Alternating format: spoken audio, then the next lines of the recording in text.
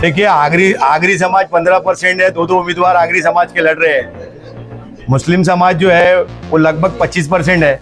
मुसलमान एक तरफा वोटिंग करते हैं तो क्यों नहीं हमारा उम्मीदवार जीत सकता है? कुंभी समाज का लीडर ये बोलता है कि मेरा समाज मेरा सपोर्ट करेगा तो मैं जीत सकता हूँ, तो मुसलमान को क्यों नहीं अधिकार मिलना चाहिए कि भाई मेरा समाज मुझे सपोर्ट करेगा मैं जीत सकता हूँ? मुसलमान समाज आपको वोट क्यों करे? मुसलमान समाज इसलिए वोट करे कि बैरिस्टर असद अवैसी साहब का जो धोरण है, हमें देख रहे हैं कि मुल्क में कहीं भी नाइंसाफी होती है तो सबसे पहले बैरिस्टर असद अवैसी साहब बोलते हैं। चाहे वो एनआरसी सीए हो, चाहे ट्रिपल तलाक हो, चाहे बाबरी से लेकर दादरी तक हो, हर मुद्दे पे सबसे पहले मुल्क में अगर कोई रोड पर आता है तो मजलिस इत्तेहादुल मुस्लिमीन की क़यादत आती है, तो क्यों नहीं मुसलमान उनका साथ देगा? चुनावी एजेंडा क्या है? चुनावी एजेंडा हमारा यही है कि तालीम, तरक्की, रोजगार और खुशहाली, यही हमारा मकसद, यही हमारी कोशिश। हम सबसे पहले भिवंडी शहर से टोरेंट पावर लिमिटेड नामी जो प्रताड़ना है उसका खात्मा करना चाहते हैं। हमारा खासदार चुनकर आएगा तो पार्टी की संगठन की तरफ से हमारे खासदार को ये हिदायत होगी कि टोरेंट पावर लिमिटेड कंपनी को खात्मा करने के लिए क्या आप अब तक प्रयास कर सकते हैं वो आप करें। दूसरी, आरोग्य सेवा आईजीएम हॉस्पिटल को डिविजनल दर्जे का मिलना चाहिए। ये सब डिविजनल दर्जा मिलने के बाद हम ये देखते हैं कि आमदार रईस शेख संघर्ष कर रहे हैं, कपिल पाटिल संघर्ष कर रहे हैं, इलाज नहीं हो रहा है। मंत्री है, इलाज नहीं हो रहा है। रईस शेख सरकार में थे, इलाज नहीं हो रहा है और कुछ भी नहीं कर पा रहे। तो भिवंडी आईजीएम हॉस्पिटल को है जो है सब डिविजनल दर्जा हटा के उसको डिविजनल दर्जा का काम दिलाने का। जिस तरह से देखा जाए भिवंडी शहर में मुस्लिम बहुमूल्य संख्या ज्यादा है, वैसे में मुस्लिम समाज को लेकर क्या काम करने वाले हैं? देखिए, मुसलमान समाज पूरे मुल्क में पिछड़ा हुआ है। इस तरह साबित होता है कि मुल्क में कहीं भी झुग्गी झोपड़ी नजर आएगी तो वहां मुसलमान नजर आएगा। आप ये देखिए कि भिवंडी शहर में और भिवंडी शहर के अतराफ जितने ग्रामीण है सब जगह झुग्गी झोपड़ी में अक्सर तादाद मुसलमानों की होती है। पानी, सड़क, रोशनी, इसी के लिए परेशान है मुसलमान। आरोग्य सेवा नहीं है, ट्रांसपोर्ट सेवा नहीं है, शिक्षा नहीं है, उच्च शिक्षा नहीं है। तो ये सो कॉल्ड सेकुलर पार्टियां जो लगातार सरकार में रही है, इन्होंने क्या किया? इस लोकसभा क्या में पापड़ तल रहे थे क्या? इस लोकसभा भिवंडी के अलावा आपने कहाँ दौरे किए और वहाँ की किस तरह की समस्या है? देखिए, सेम समस्या सभी जगह है। मुसलमान अक्सरियत तादाद में झुग्गी झोपड़ियों में रह रहा है। कारण है कि 70 साल में so called secular party Congress, NCP, Samajwadi, इन्होंने मुसलमानों का ये बोलकर वोट लिया कि भारतीय जनता पार्टी आरएसएस आ जाएगी और वो सरकार में आए, फल का है, लेकिन मुसलमानों के साथ इंसाफ नहीं किया। आप ये चुनाव मैदान में खाली समस्याओं को लेकर उतरे हैं कि अदर समस्याएं भी है? देखिए, हमारे खासदार इम्तियाज जलील पे जब मुसलमानों ने विश्वास किया, एक तरफा वोट किया, तो खासदार इम्तियाज जलील साहब जब खासदार बने तो पिछले 5 साल में उन्होंने इतना काम किया कि न सिर्फ उस लोकसभा मतदार क्षेत्र का पिछड़ा समाज बल्कि हिंदू समाज भी उनके साथ में कांधे से कांधा मिलाकर प्रचार में काम कर रहा है। तो ये मजलिस इत्तेहादुल मुस्लिमीन का धोरण है जो बैरिस्टर असद अवैसी साहब ने तेलंगाना स्टेट से शुरू किया था, वो पूरे मुल्क में फैल रहा है। भाई, आपको अगर चुनाव लड़ना ही था तो आखिरी तारीख तक के आप लोग चुनाव प्रचार में नहीं कहीं नजर आए और जब आपने फॉर्म भी भरा तो मात्र 5 से 6 लोग जो है आपकी पार्टी से गए। तो आपकी पार्टी में 100-200 कार्यकर्ता भी नहीं भिवंडी शहर के। देखिए, सबसे पहली चीज तो AB फॉर्म 9:30 बजे हाथ में आया। 3 मई तक फॉर्म भरने के आखिरी टाइम था। बहुत से डॉक्यूमेंट कैंडिडेट के कंप्लीट नहीं थे, जो कंप्लीट करना था। जुम्मा का दिन था, इसलिए सभी कार्यकर्ताओं को बुलाना मुनासिब नहीं था। दूसरी बात, अंदर जाने के लिए केवल 4 लोग को अलाउ करते हैं, ये आपको मालूम है। 4 घंटे में रैली ऑर्गेनाइज नहीं की जा सकती थी। रैली और रैला क्या होता है ये आप आने वाले वक्त में देख लोगे। बालिया मामा हो या दूसरे उम्मीदवार हो, ये क्या कर रहे थे पिछले 5 साल? कहां थे? टिकट मिलने के बाद ही मैदान में आए ना। उससे पहले ईद, बकरा ईद, दीपावली के बैनर सिर्फ लगाते हैं। काम क्या है बालिया मामा या दूसरे उम्मीदवारों का? काम बताइए ना आप। चुनावी मैदान में आपकी लड़ाई को अगर उम्मीदवार खड़ा करना था तो फिर एबी फॉर्म देने में देरी क्यों हुई?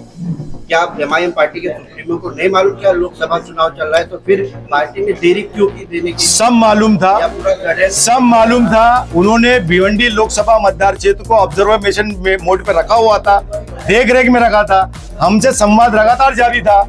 आदरणीय खासदार इम्तियाज जलील के माध्यम से राष्ट्रीय अध्यक्ष तक पूरी बात जा रही थी। पार्टी का ऐसी सोच थी कि कौन कौन उम्मीदवारी के लिए फॉर्म भरता है। ये जो गणित है कि 2 बड़ी पॉलिटिकल पार्टी के बीच में जब चुनाव होता है तो चुनाव लड़ना मुनासिब नहीं था। जब कई बड़े लोग चुनाव लड़ते हैं तो ऐसे गणित में वो वोटर जो हमेशा परेशान रहा है इन लोगों से, वो हमारी तरफ कन्वर्ट हो सकता है, और ऐसा होता आया है। आप देखिए औरंगाबाद उदाहरण है।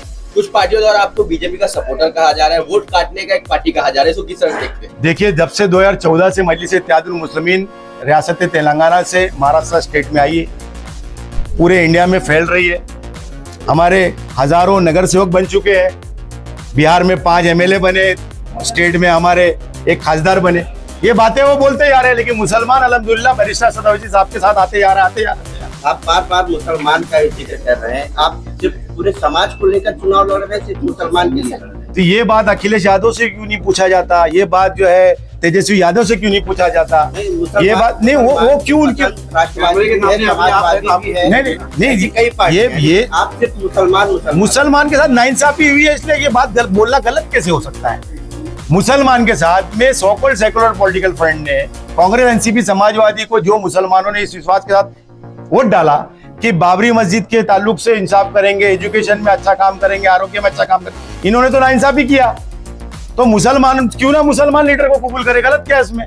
संविधान ने इजाजत दिया है ना उसकी, गलत क्या है इसमें? भिवंडी लोकसभा 23 में आपकी लड़ाई किससे? देखा जाए तो बीजेपी और एक तुतारी मायावती। हमारी लड़ाई आरएसएस से है।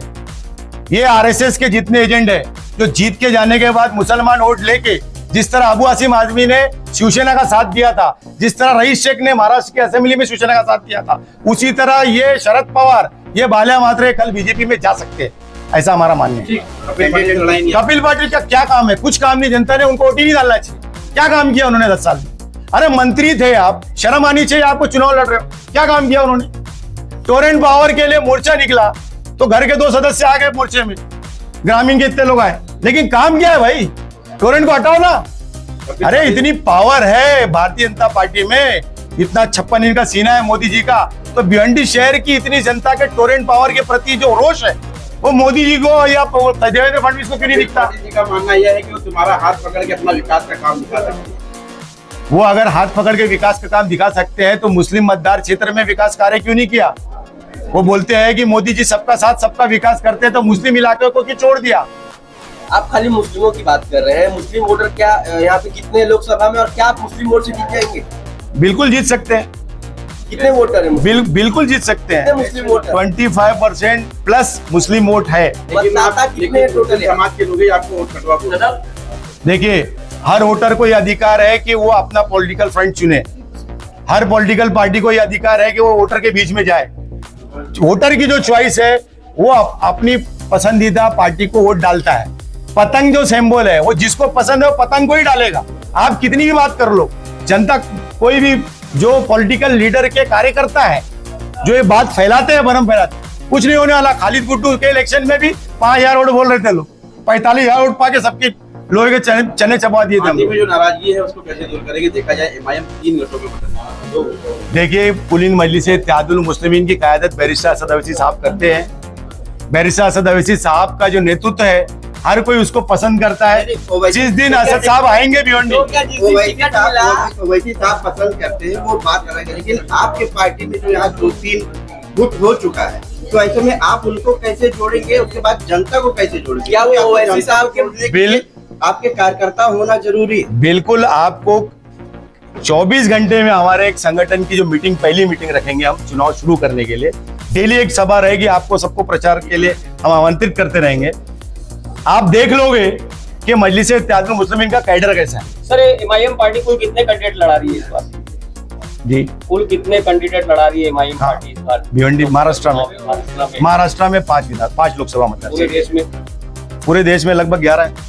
11 कहीं ना कहीं सर 11 सीट अगर जीत कर आती है तो क्या सरकार बदलने की क्षमता है? दो खासदार जीत के आए महाराष्ट्र के, देश की पार्लियामेंट में बिल फाड़ा, मुंह पे फेंका मोदी जी की। ये है काम, किसकी हिम्मत है?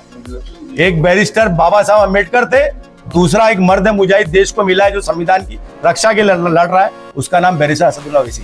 सदाब भाई, मुसलमानों की बात आप कर रहे हैं, भिवंडी शहर में एमआईएम के खिलाफ माहौल बना हुआ है, और उनका कहना है कि जो है एमआईएम बहुत गलत टाइम से जो है अपना लोकसभा कैंडिडेट उतार रही है, और 2-3 लोग बोल रहे हैं। अब कोई नहीं, उसका भी हक है। अब कोई 25,000 रुपया ईदी का चंदा ले चुका हो, और किसी के लिए काम कर रहा था और अचानक एक नई कहानी आ गई कि वो 25,000 जो 1 लाख में कन्वर्ट होने वाला है, तो नहीं हो सकता, कभी हारने लगा तो नहीं दिया। तो ये जो परेशानी उनके साथ आई है, उस दर्द में हम शामिल हैं। ओके, ठीक है।